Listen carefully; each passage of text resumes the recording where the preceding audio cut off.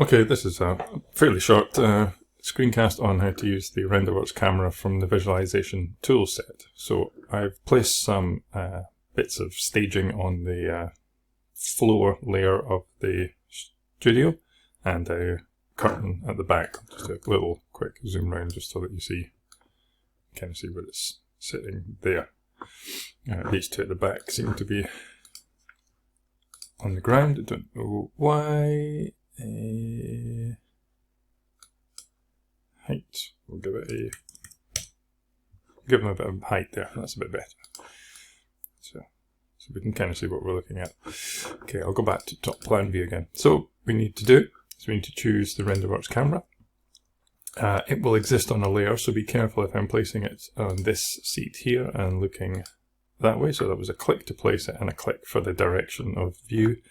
The camera's 1.5 meters, so that's probably going to be under the seating bank based on the floor layer, so I'm going to move it up to 3 meters here. That's pretty much it. All I need to do now is activate camera view, and you can, it's a little zoom in there, you can kind of see what we're looking at. There's a nice, where is it? Fine-tune camera view here, so with that we can kind of change the height that we're looking at, because that was just a guess, my 3 meters, the angle that we're looking at. Maybe look down a little bit, left or right, focal length, perspective, sorts of other things. We can even have a look and see what it will look like in OpenGL. Can have a quick look there. It's kind of what I'm after. So from that, I can kind of now just quickly go to View, create Viewport. And then it'll ask me this, the viewport's linked to the camera is moved from the design layer to the viewport. So, okay. And then I'm just going to place that on an A1 sheet. There we go there. If I want to put a render on that and do it here in the viewport, OpenGL, and update. And there it is. It's done. And that's our little view. Very, very simple.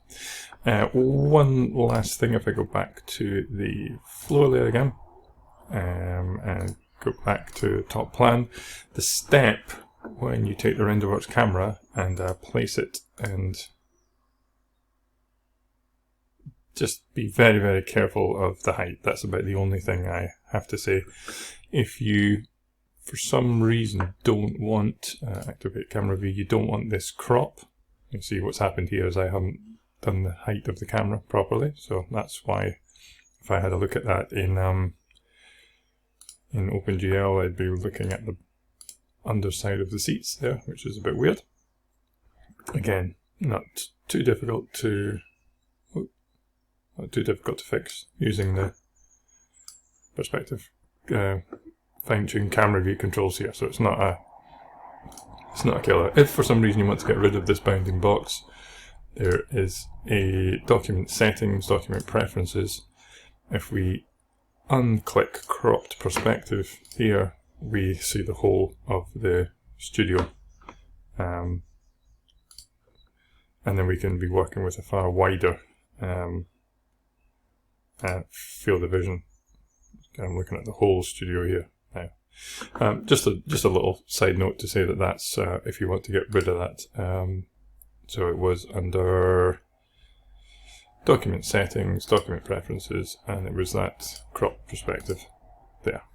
Again, there's our crop perspective back again, that we could just place this view on our sheet layer if we wanted. So again, fairly simple, fairly short. You can do some nice renders on the sheet layer from camera positions placed by you in the model. Hopefully that makes sense. If it doesn't, get in touch.